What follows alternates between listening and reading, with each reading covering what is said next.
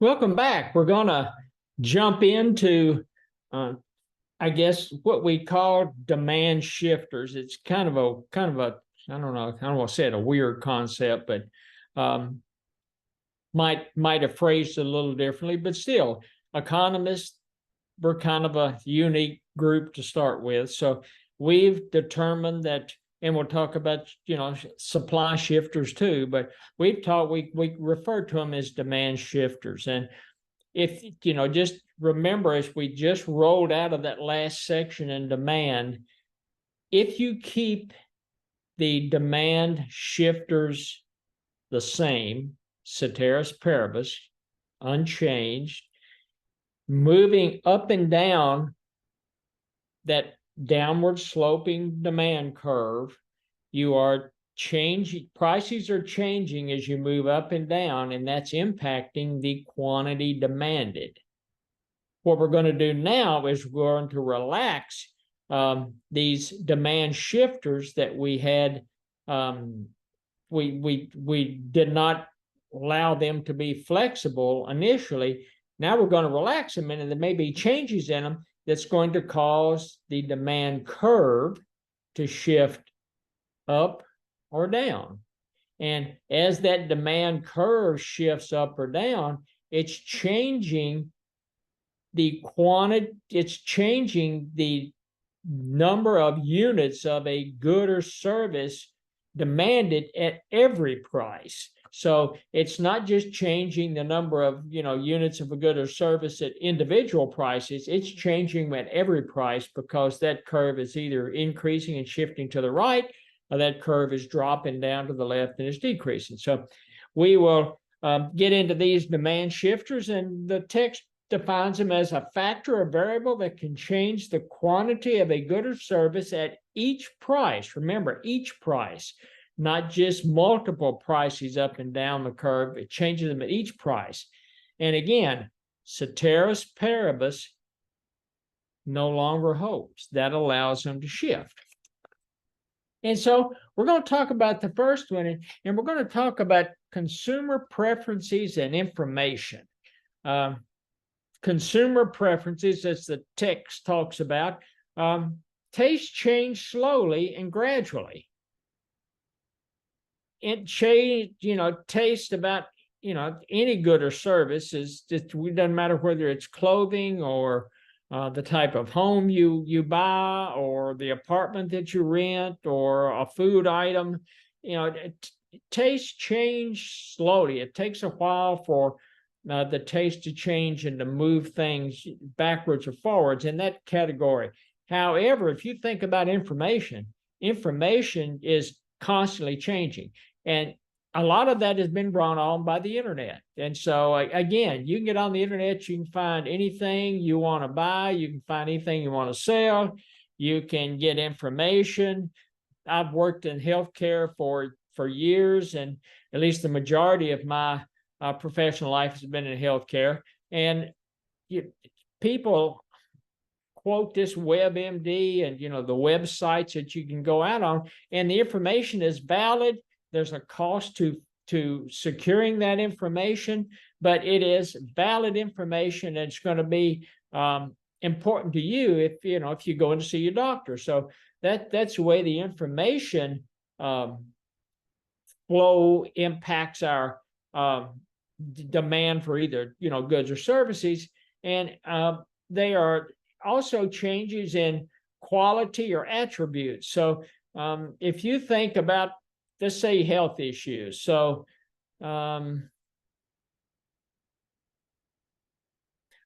Biden's beer god, I guess they call him the beer czar.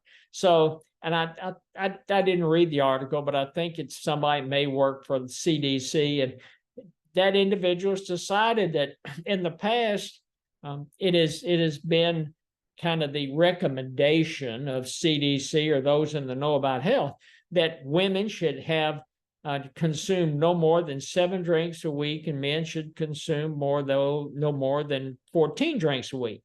And now this beer czar has decided that he likes the way they do it in Canada, and he's going to follow their recommendation and going to propose that men only have 2 beers in an entire week. So he's saying go from 14 drinks or 14 beers a week down to 2 beers a week. So that's information. Now, it's going to be interesting to see how that impacts the demand, how it's going to shift the demand schedule for the beer purchases. We saw what happened to Bud Light when they made a boo-boo, and what's happened to their beer demand for their beer purchase. I mean, the bottom is just completely falling out, and that demand curve for Bud Light has definitely shifted down. So that's information coming in. A few years ago, it was decided by somebody generated an article in one of the medical journals, and it talked about a glass of red wine a day reduced the impacts of cardiovascular issues. So there was like a bump up in red wine sales. So that meant that demand for that thing bumped up, and it changed the units demanded at every price as it bumped up. Also, it was interesting, and I can't remember when the movie came out. It was like mid 2000, maybe 2004, 2005. I can't remember. There's a movie called Sideways, and in that movie, somewhere along the way, they started making fun of people that drank Merlot. It's a variety of grape, generates a lot of red wine. It's also included in the combination of varietals that make Bordeaux wine in France. But if you go to the grocery store, and I guess I went to Costco yesterday, walking through the wine section, I could find Cabernet, I could find Malbec, I could find Pinot Noir, I could find Rioja, all the red wines that you think about, and there was not a single bottle that I saw of Merlot. So Sideways, and I personally like Merlot, but Sideways just about demolished the demand curve for Merlot, similarly to the way that the bottom is falling out of that demand curve for Bud Light. So that's just a couple of examples of how consumer preferences and information can impact and shift the demand curve either up or down. The second one, it's price of related goods and services. And this is one that students tend to struggle with.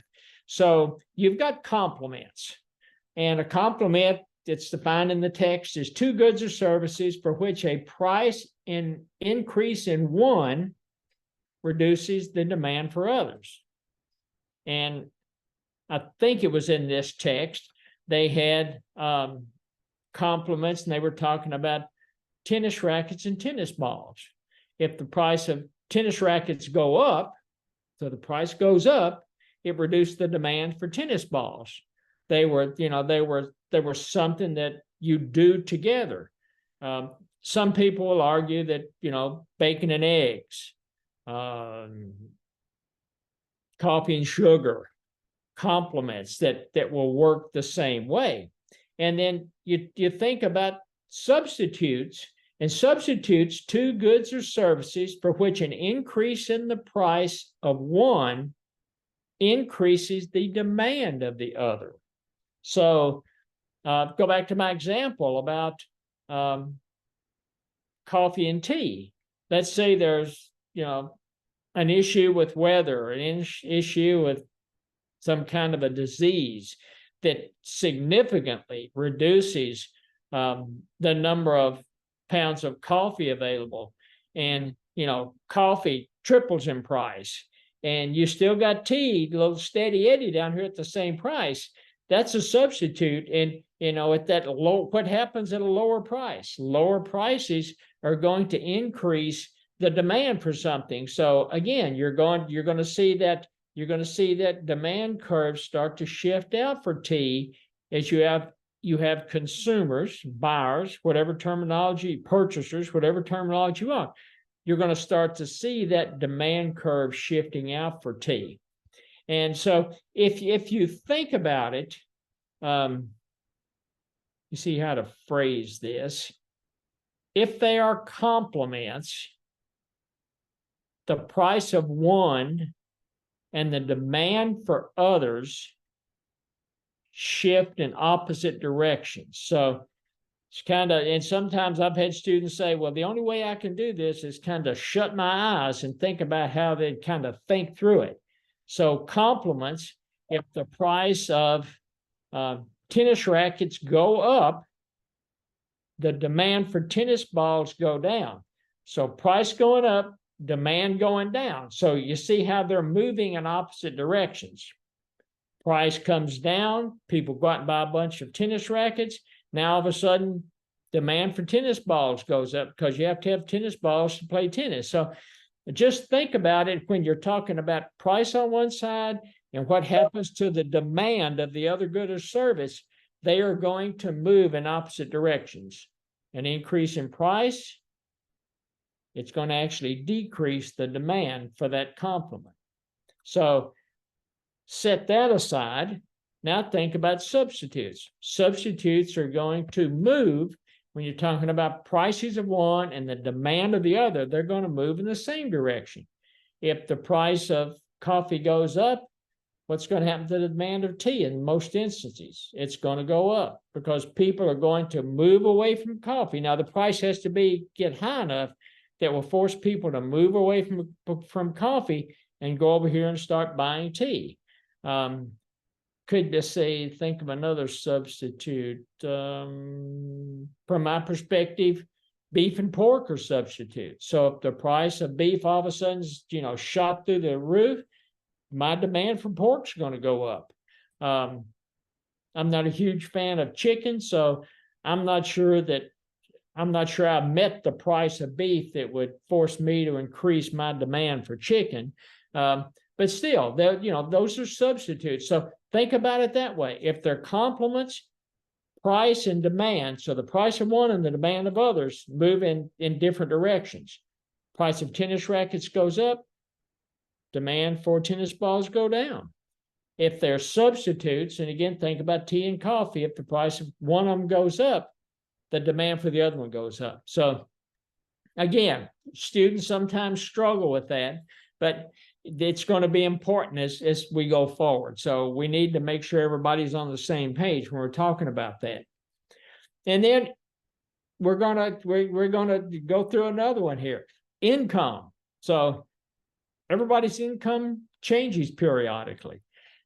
You're assuming that this is a micro class. I'm assuming that most individuals in this class are undergraduates. Most individuals that are in a graduate program that deals in any way with micro or macroeconomics, or they pretty much already had that class. So if they have to have a micro course, it's going to be some type of an advanced micro course. So I'm going to make the assumption you're all undergraduates, probably low income level, don't have a lot of disposable income, but you get out of school and you grab that first job, and you're going to have some money now. And so they talk about in the text, and economists talk about normal goods and inferior goods. A normal good, we'll take them like we did complements and then substitutes. We'll take them, one at a time. Normal good is a good for which demand increases as income increases. One that I can think of is steak. As my income increases, I'd rather, I'm going to be buying more steak than I am hamburger. If my income increases, I'm going to change maybe the level of bourbon I buy. If my income increases, I may go on more vacations. If my income increases, I might, buy a different car. So income, depending on whether your income's going up or down, it's going to impact shifts in demand, either it be the market demands or the economy demands as a whole. And if you think about an inferior goods are good in which demand decreases with it, when income drops. So I'm sorry, when demand decreases, when income increases. So you get out of school, even I get them mixed up. I have to stop and think through the situation. So when you graduate, and again, when I was an undergraduate, ate a lot of cold pizza for breakfast in the morning. That, in the fraternity house, that's everything was just kind of left over from the night before. Ate a lot of mac and cheese. You hear people talking about, eating, cereal for lunch and cereal for dinner. And, I don't even know whether they make SpaghettiOs anymore, but SpaghettiOs used to be a favorite when I was in college. So, those are inferior goods. As soon as your income increases, then the demand for those types of products decrease. So that's the inferior good. So you think about it, a normal good, let's go back to the definition, a good for which demand increases, demand for the good increases as your income increases. An inferior good, the demand for it goes down as your income increases, or vice versa. These relationships, it's kind of like vice versa. So if you think about, and we'll go back, I'll try to tie it together like I did for complements and substitutes. If it's a normal good, they typically move together. So income goes up, demand for the good goes up. Income decreases, demand for the good decreases. And so if you think about an inferior good, similar to the way, so normal goods act similar to substitutes. You're just swapping income for price. And inferior goods move similar to complements, again, swapping income for price. So an inferior good, as your income goes up, the demand for that good goes down. And vice versa, if your income drops, the demand for that good is going to go up. So it's easiest when especially you've got I think you've got a quiz on September the 11th. So when you're thinking about, taking a test or working through the quiz, just make you some little note cards and some cheat sheets and try to time together and try to think about it. And if you can make that connection between complements, they move opposite, substitutes, they move together, normal goods, they move together, inferior goods, they move opposite, you can sketch those changes in prices and changes of demand out if you just stop and think about it and walk through it. And then we're going to talk about demographic characteristics. For the most part, as population increases, demand increases. Greater the population, greater the demand. Age impacts demands for specific commodities.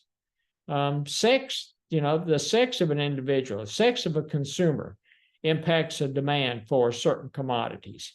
So, and I think the text they gave in the book was, people over 65, they have more free time. They like to travel more. They go on more cruises. I've never been on a cruise, but I guess you can, purchase cruises that are all inclusive. And so, up front what everything's going to cost you, food, drinks, room to stay in on the boat, where you're going to stop.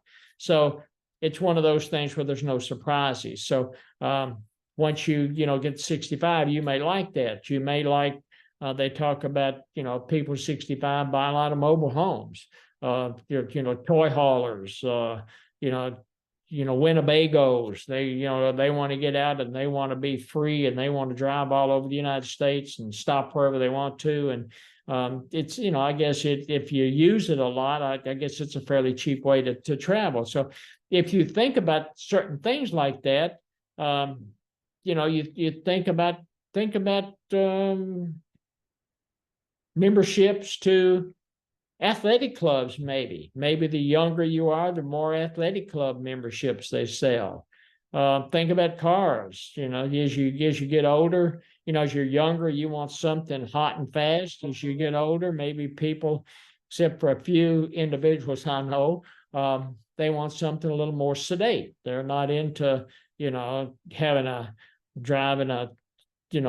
BMW and, doing 100 miles an hour up the interstate, with the top down. And I mean, it's just demographics. And you can think of thousands of examples where demographics of a population, not only the number of individuals in the population, but the demographic distribution of the population is going to impact the demand curve. And then lastly, it's buyers' expectations. And it's typically related to price. And we're in the process of remodeling a kitchen. And I know that, we had an opportunity, we couldn't get the job done in time, but couldn't get our purchases made, couldn't make the decisions. But for most appliances in the kitchen, there was a bump up, at least the ones we were looking for, of, 5, 6, 7% starting January the 1st. Well, if we could have saved money by buying them in December, but again, we just didn't get around to it.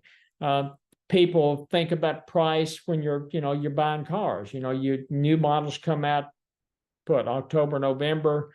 Then price of the current year model may drop, or price of trade-ins may drop. So it's all talking about expectations.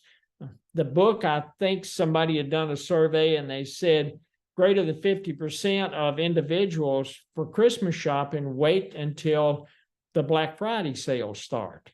I probably wait a lot longer than that before I do my Christmas shopping, but I don't know. I usually do all my Christmas shopping on Christmas Eve, and there's people look at me like I'm crazy, but there's a rationale to there's a method to my madness. When we lived in San Diego, a lot of the department stores closed at about 3 o'clock on Christmas Eve. I could walk in to Nordstrom's and, in San Diego at close to about 3. I could get in there. I'd usually try to get in there by 2 o'clock, sometimes be closer to 2:30. And you would be surprised how helpful the sales clerks are. And you would actually have the opportunity to do a little negotiation on the items you were buying. And because they wanted to get you, they wanted to help you make your purchase, get it wrapped and out the door by 3 o'clock, because they had places to go. And being an economist, I certainly didn't mind saving a little money. So it was always, the neighbors all joked about it, but I did pretty well. The individuals that my wife had a personal shopper, so I just go and talk to her personal shopper, and that's kind of how we worked it. And it, saved me some money, and I didn't have a lot of hassle. And I knew I wasn't going to spend 3 or 4 hours in Nordstrom wandering around. I just went in, and I was usually out the door in an hour. So that's kind of the way individuals look at things. So again, buyer expectations, especially cars, iPhones, computers, TVs, maybe even kitchen appliances. So just a lot of expectations. And again, the price is going to determine, do you buy it now or you postpone it? Something that's easily stored, you can postpone it. Or you decide it's going to be more expensive in the new year, I'm going to buy it now. So it's your expectations that are going to drive that. So we've kind of gone over 5 or 6 of these demand shifters. And again, demand shifters are actually allowed to change. So, ceteris paribus goes out the window. Demand shifters are allowed to change, and it's going to push that demand curve up. It's going to push the demand curve down. So that's going to kind of wrap us up on demand. We're going to stop here, and then when I come back, we're going to get into supply, and we'll take it around the block on supply. Talk to you in a few minutes.